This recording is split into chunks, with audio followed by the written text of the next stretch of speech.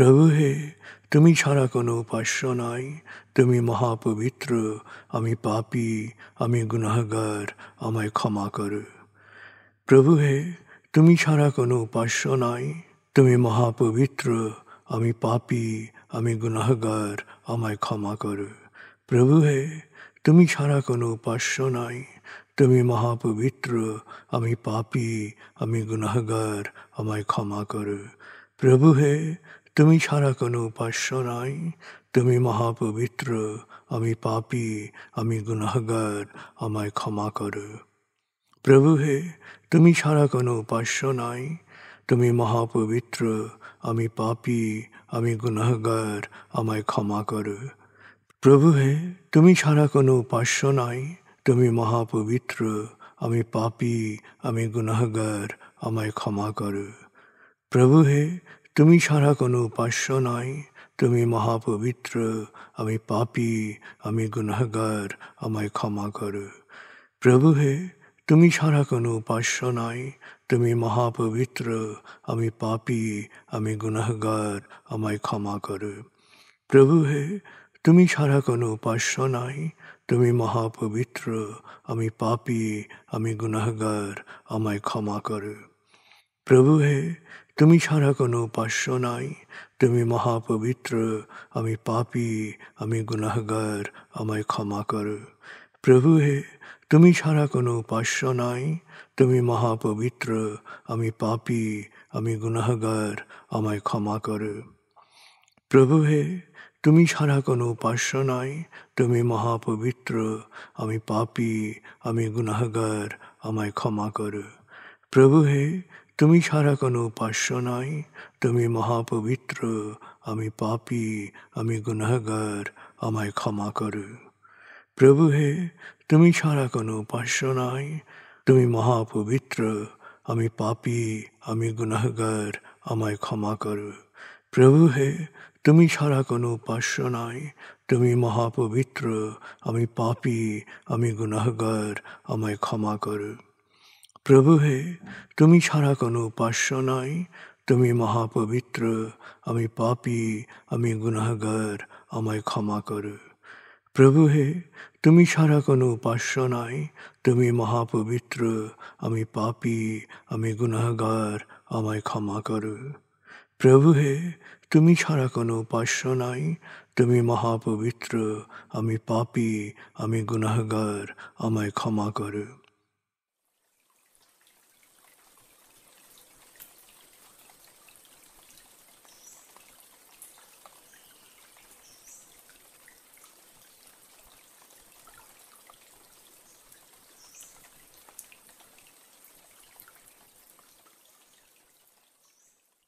এবার আমরা সূরা তাকবীর এর মর্মবাণীর অংশ বিশেষে ডুবে যাব।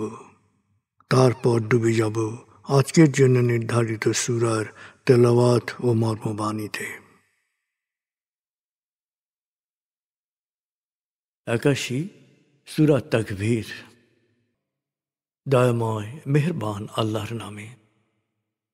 যখন সূর্য অন্ধকারে ঢেকে যাবে, যখন তারকারাজি নিজেদের আলো হারাবে, যখন পর্বতমালা মরীচিকার ন্যায় উধাও হবে, যখন পূর্ণ গর্ভবতী উটনী পরিত্যক্ত হবে, যখন সকল বন্য পশুকে একত্র করা হবে, যখন সমুদ্রের জলরাশি স্ফীত হবে, যখন দেহে আবার আত্মা সংযুক্ত হবে, যখন জীবন্ত কবর দেয়া শিশুকন্যাকে জিজ্ঞেস করা হবে কি অপরাধে তাকে হত্যা করা হয়েছিল, যখন প্রত্যেকের আমলনামা দেখানো হবে, যখন আকাশের আবরণ সরানো হবে, যখন জাহান্নামের আগুন গনগনে লাল করা হবে, যখন জান্নাতকে দৃশ্যমান করা হবে, সেদিন প্রত্যেকেই জানতে পারবে কি পরিণতির জন্যে সে নিজেকে প্রস্তুত করেছে, বুঝতে পারবে কি করা উচিত ছিল আর কি করা উচিত হয়নি। সাক্ষী আবর্তনশীল নক্ষত্র, কক্ষপথে দৃশ্যমান গ্রহসমূহ যা এক সময় অদৃশ্য হয়, সাক্ষী রাতের অবসান মুহূর্ত এবং প্রভাতের আগমন কাল। নিশ্চয়ই এই কোরআন আরশের সার্বভৌম অধিপতির নিকট উচ্চ মর্যাদা সম্পন্ন সম্মানিত রসুলের মুখ নিঃসৃত, যার কথা অবশ্যই বিশ্বাসযোগ্য ও মানা উচিত।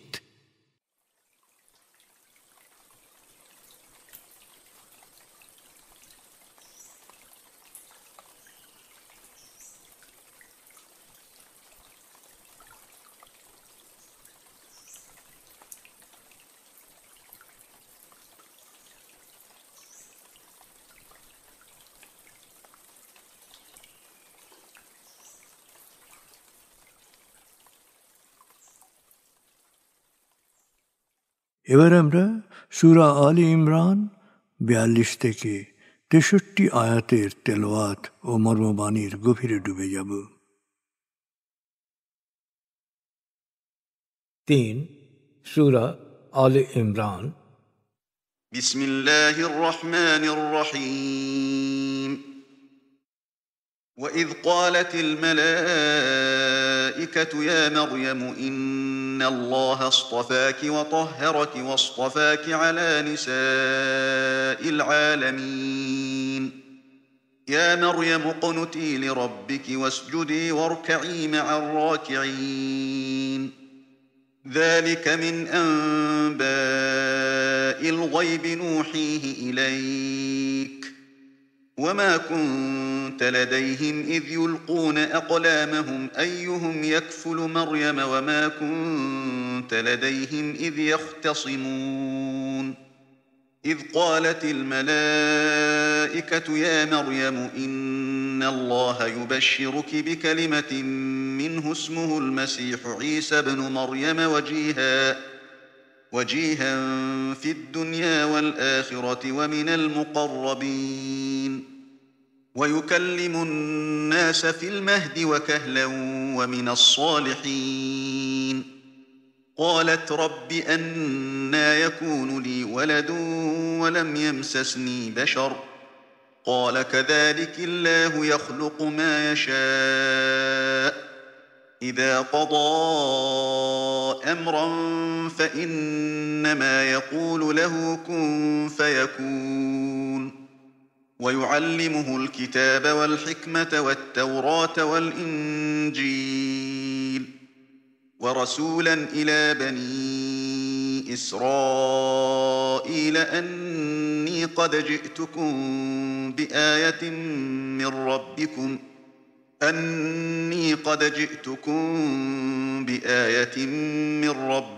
أني أخلق لكم من الطين كهيئة الطير فأنفخ فيه فيكون طيرا بإذن الله وأبرئ الأكمه والأبرص وأحيي الموتى بإذن الله وأنبئكم بما تأكلون وما تدخرون في بيوتكم إن في ذلك لآية لكم إن كنتم مؤمنين ومصدقا لما بين يدي من التوراة ولأحل لكم بعض الذي حرم عليكم وجئتكم بآية من ربكم فاتقوا الله وأطيعون إن الله ربي وربكم فاعبدوه هذا صراط مستقيم فلما أحس عيسى منهم الكفر قال من أنصاري إلى الله قال الحواريون نحن أنصار الله آمنا بالله واشهد بأننا مسلمون ربنا آمنا بما أنزلت واتبعنا الرسول فاكتبنا مع الشاهدين ومكروا ومكر الله والله خير الماكرين إذ قال الله يا عيسى إني متوفيك ورافعك إلي ومطهرك من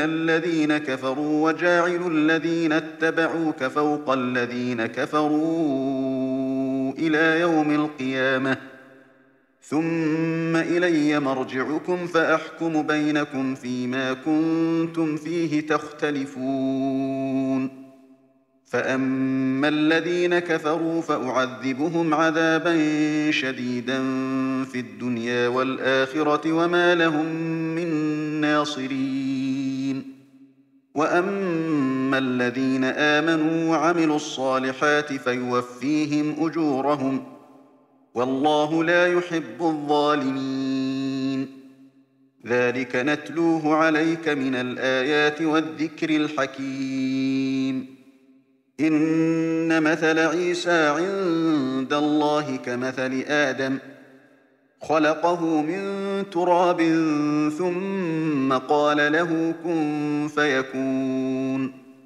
الحق من ربك فلا تكن من الممترين فمن حاجك فيه من بعد ما جاءك من العلم فقل تعالوا ندع أبناءنا وأبناءكم ونساءنا ونساءكم وأنفسنا وأنفسكم ثم نبتهل فنجعل لعنة الله على الكاذبين إن هذا لهو القصص الحق وما من إله إلا الله وإن الله لهو العزيز الحكيم فإن تولوا فإن الله عليم بالمفسدين দয়াময় মেহেরবান আল্লাহর নামে। স্মরণ করো যখন ফেরেশতারা বলেছিল, হে মরিয়ম, আল্লাহ তোমাকে মনোনীত ও পবিত্র করেছেন এবং সারা পৃথিবীর নারীদের ওপর বিশেষ মর্যাদা দান করেছেন। হে মরিয়ম, তোমার প্রতিপালকের অনুগত হও ও সিজদা করো এবং যারা অবনত হয় তাদের সাথে অবনত হও। হে নবী, এই গায়েবের সংবাদ আমি ওহির মাধ্যমে তোমাকে জানাচ্ছি, কারণ মরিয়মের অভিভাবকত্ব কে করবে তা ঠিক করার জন্যে যখন সেবায়েতরা কলম নিক্ষেপ করে লটারি করছিল তখন তুমি সেখানে ছিলে না, আর যখন তারা এ নিয়ে ঝগড়া করছিল তখনও তুমি ছিলে না। স্মরণ করে যখন ফেরেশতারা বলল, নিশ্চয়ই আল্লাহ তোমাকে সুসংবাদ দিচ্ছেন তার প্রেরিত বাণীর মাধ্যমে এক পুত্রের, যার নাম হবে মসিহ, মরিয়ম পুত্র ঈসা। সে দুনিয়া ও আখিরাতে সম্মানিত হবে, সে হবে আল্লাহর সান্নিধ্য প্রাপ্তদের একজন। সে দোলনায় থাকা অবস্থায়ও মানুষের সাথে কথা বলবে পরিণত বয়সেও, সে হবে পুণ্যবানদের একজন। মরিয়ম বলল, হে আমার প্রতিপালক, আমাকে তো কোনো পুরুষ কখনো স্পর্শ করেনি, আমার সন্তান হবে কেমন করে? ফেরেশতা বলল, এভাবেই হবে। আল্লাহ যা ইচ্ছা সৃষ্টি করেন, তিনি যখন কিছু সৃষ্টি করতে চান তখন শুধু বলেন হও, এবং তা হয়ে যায়। তিনি তোমার পুত্রকে কিতাব ও হিকমা শিক্ষা দেবেন তাওরাত ও ইনজিল। ফেরেশতারা আরও বলল, তিনি তাকে কবুল করবেন বনি ইসরায়েলের জন্যে। মরিয়ম পুত্র বলবে, আমি আমার প্রতিপালকের কাছ থেকে বাণী নিয়ে এসেছি, আমি কাদামাটি দিয়ে একটি পাখি বানাবো, তারপর তাতে ফু দেব, আল্লাহর হুকুমে তা পাখি হয়ে উড়ে যাবে। আল্লাহর হুকুমে জন্মান্ধ কুষ্ঠরোগীকে ভালো করব, মৃতকে জীবিত করব। তোমাদের বলে দেব তোমরা ঘরে কি খাও আর কি মজুত করো। এসব কিছুর মধ্যেই তোমাদের জন্য শিক্ষণীয় নিদর্শন রয়েছে, যদি তোমরা বিশ্বাসী হও। আর আমি এসেছি আমার সামনে তাওরাতের যা কিছু বিধিবিধান রয়েছে তার সত্যায়নকারী রূপে, আর তোমাদের জন্য হারাম হিসেবে ছিল এমন কিছু বিষয়কে হালাল ঘোষণা করতে। জেনে রেখো, আমি তোমাদের প্রতিপালকের পক্ষ থেকে সুস্পষ্ট বাণী নিয়ে এসেছি, তাই আল্লাহ সচেতন হও আর আমাকে অনুসরণ করো। নিশ্চয়ই আল্লাহ আমাদের সবার প্রতিপালক, সুতরাং তোমরা শুধু তারই ইবাদত করবে, এটাই সরল পথ। যথাসময়ে বনি ইসরায়েলের সত্য অস্বীকার করার বিষয়টি বুঝতে পেরে ঈসা বলল, আল্লাহর পথে কারা আমাকে সাহায্য করবে? সত্যনিষ্ঠ হাওয়ারীরা বলল, আমরাই আল্লাহর পথে সাহায্য করব। আমরা আল্লাহকে বিশ্বাস করি, আমরা আল্লাহতে পুরোপুরি সমর্পিত, তুমি এর সাক্ষী থাকো। তারা প্রার্থনা করল, হে আমাদের প্রতিপালক, তুমি যা নাজিল করেছ তা আমরা মেনে নিয়েছি এবং তোমার রসূলের অনুসরণ করছি।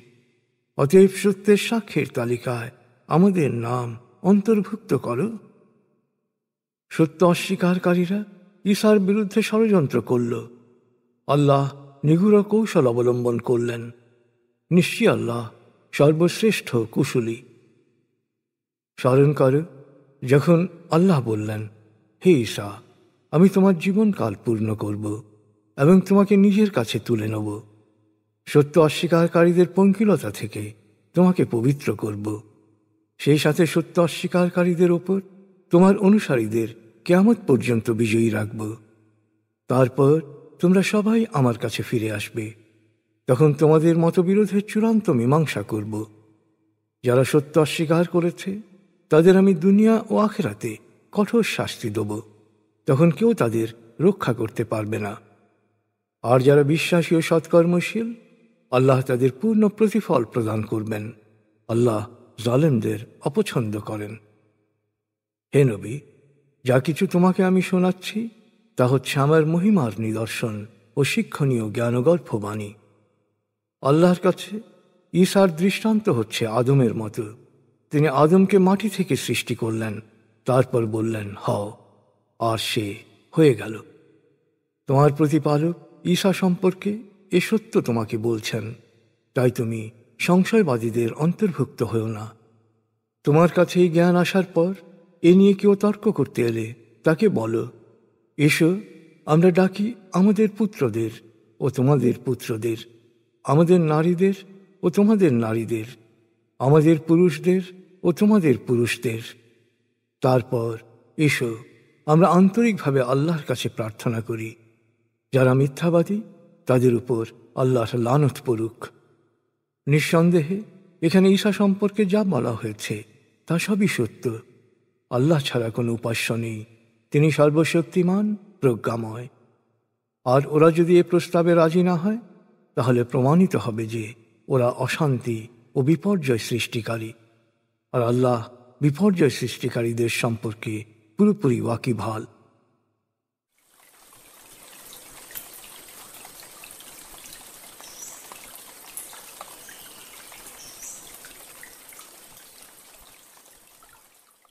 আপনি এতক্ষণ মর্মবাণীর গভীরে ডুবেছিলেন।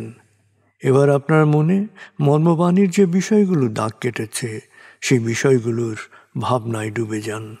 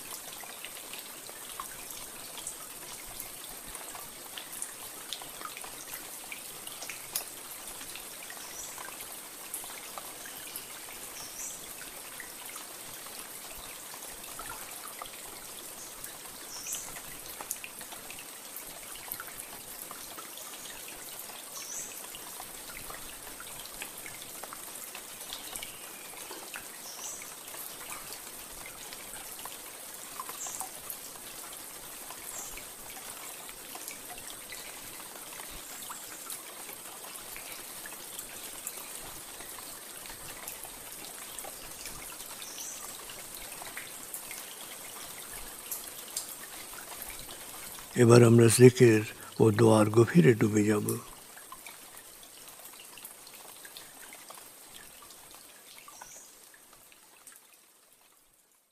এবার হালকাভাবে চোখ বন্ধ করুন, লম্বা দম নিন, নাক দিয়ে দম নিন, আস্তে আস্তে মুখ দিয়ে দম ছাড়ুন।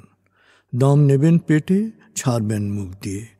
দম নেওয়ার চেয়ে দম ছাড়তে সামান্য বেশি সময় নিন। দম নিতে নিতে ভাবুন প্রকৃতি থেকে আফুরন্ত প্রাণশক্তি শরীরে প্রবেশ করছে, আর দম ছাড়তে ছাড়তে ভাবুন শরীরের সকল দূষিত পদার্থ বাতাসের সাথে বেরিয়ে যাচ্ছে। নাক দিয়ে দম নিতে নিতে ভাবুন প্রকৃতি থেকে আফুরন্ত প্রাণশক্তি শরীরে প্রবেশ করছে, আর মুখ দিয়ে দম ছাড়তে ছাড়তে ভাবুন শরীরের সকল দূষিত পদার্থ বাতাসের সাথে বেরিয়ে যাচ্ছে। দম নিতে নিতে ভাবুন প্রকৃতি থেকে আফুরন্ত প্রাণশক্তি শরীরে প্রবেশ করছে। দম ছাড়তে ছাড়তে ভাবুন শরীরের সকল দূষিত পদার্থ বাতাসের সাথে বেরিয়ে যাচ্ছে। দম নিতে নিতে ভাবুন প্রকৃতি থেকে আফুরন্ত প্রাণশক্তি শরীরে প্রবেশ করছে, আর দম ছাড়তে ছাড়তে ভাবুন শরীরের সকল দূষিত পদার্থ বাতাসের সাথে বেরিয়ে যাচ্ছে। দম নিতে নিতে ভাবুন প্রকৃতি থেকে আফুরন্ত প্রাণশক্তি শরীরে প্রবেশ করছে, আর দম ছাড়তে ছাড়তে ভাবুন শরীরের সকল দূষিত পদার্থ বাতাসের সাথে বেরিয়ে যাচ্ছে। এবার দম স্বাভাবিক হতে দিন। স্বাভাবিকভাবে নাক দিয়ে দম নিয়ে নাক দিয়ে দম ছাড়ুন। আপনার অঙ্গ শিথিল ও নিষ্প্রাণ হয়ে আসছে। এবার নাক দিয়ে ধীরে ধীরে দম নিয়ে বেশ সময় নিয়ে ধীরে ধীরে নাক দিয়ে দম ছাড়ুন। দম নেওয়ার চেয়ে ছাড়ায় সময় একটু বেশি নিন।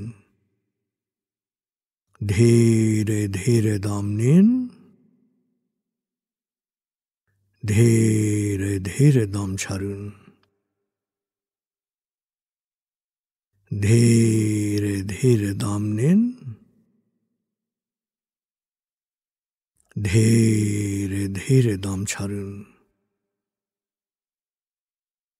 ধীরে ধীরে দম নিন, ধীরে ধীরে দম ছাড়ুন। ধীরে ধীরে দম নিন, ধীরে ধীরে দম ছাড়ুন। ধীরে ধীরে দম নিন, ধীরে ধীরে দম ছাড়ুন। এবার দম স্বাভাবিক হতে দিন। আপনি এখন দম খেয়াল করুন। বাতাস নাক দিয়ে ফুসফুসে প্রবেশ করছে, আবার বেরিয়ে আসছে। আপনার পুরো মনোযোগ নাকে দমের প্রবেশ পথে দিন। বাতাস স্বাভাবিক যাওয়া আসা করুক, আপনি শুধু দম খেয়াল করুন।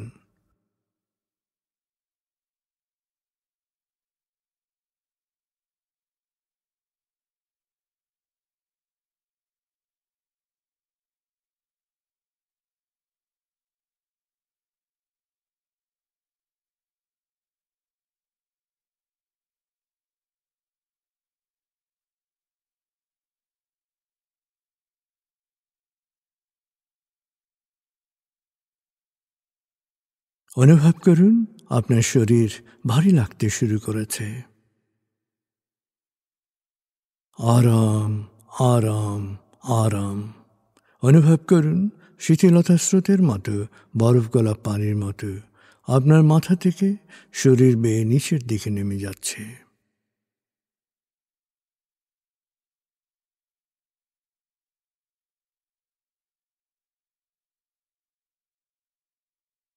আপনি এখন পুরোপুরি শিথিল।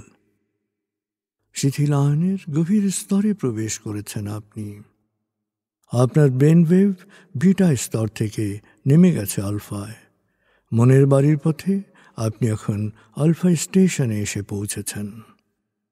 এই স্টেশনে আপনার জন্য রয়েছে বিশেষ ওয়েটিং রুম। আলফা স্টেশন থেকে আপনি এখন মনের বাড়িতে যাচ্ছেন। আমি গণনা শুরু করছি। 19,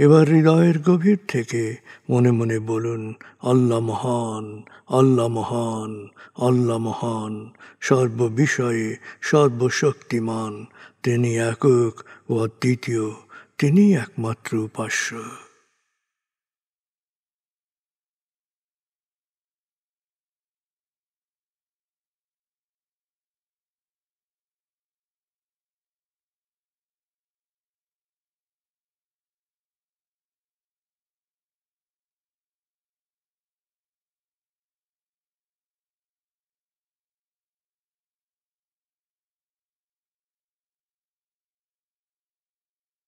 হৃদয়ের গভীর থেকে প্রার্থনা করুন, হে আল্লাহ, তুমি আমাদেরকে বিশ্বাসী, সৎকর্মশীল, সংঘবদ্ধ মানুষ হিসেবে কোয়ান্টাম ফাউন্ডেশনে একাত্ম করেছ।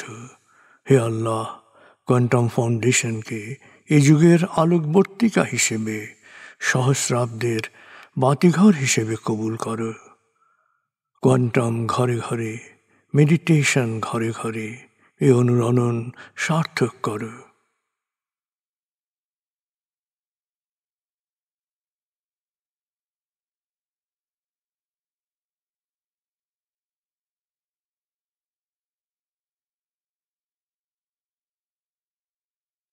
হে আল্লাহ, হে দয়াময়, হে মেহেরবান, কোয়ান্টাম ফাউন্ডেশনের সকল কার্যক্রম, শিক্ষা সেবা, শুদ্ধাচার, রক্তদান, এতিমান, প্রবীণ সেবা, চিকিৎসা সেবা, খতনা, মাতৃমঙ্গল, দাফন, কোয়ান্টাম মেথড কোর্স, এই সমস্ত কার্যক্রমকে সদকায়ে জারিয়া হিসেবে কবুল করো।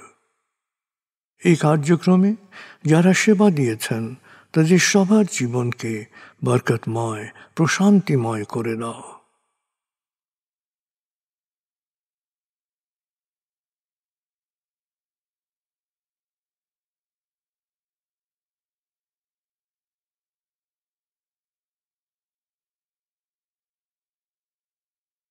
হে আল্লাহ, গত 30 বছর ধরে ফাউন্ডেশনের কাজগুলোকে গতিশীল রাখার জন্যে যারা নিয়মিত দান করেছেন, যারা এককালীন দান করেছেন, যারা জাকাত দিয়েছেন, যারা স্থাবর অস্থাবর সম্পত্তি দান করেছেন, তাদের সবার দানকে তুমি সৎ দান হিসেবে কবুল করো, সদকায়ে জারিয়া হিসেবে কবুল করো। তাদের পরিবারে সুখ ও প্রশান্তি দান করো, তাদের ধন সম্পত্তিতে বরকত দান করো।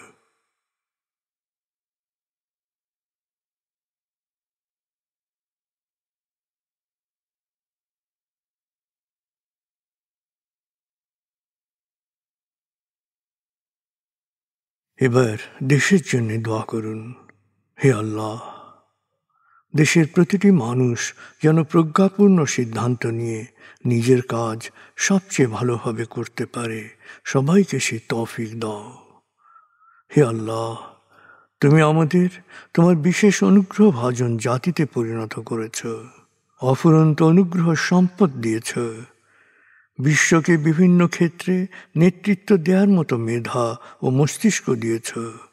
আমরা যেন ভালো মানুষ, ভালো দেশে রূপান্তরিত হতে পারি, আমাদের সেই তৌফিক দাও।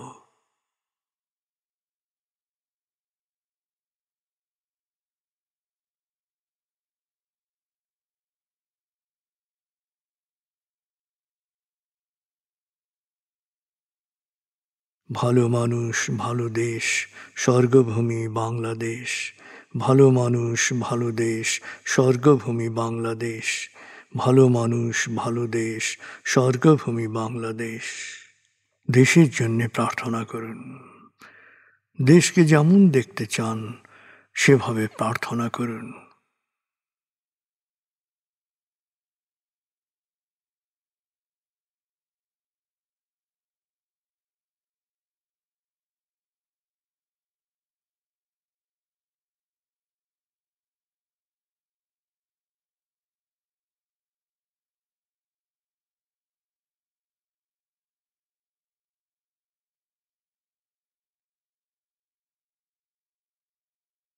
হে আল্লাহ,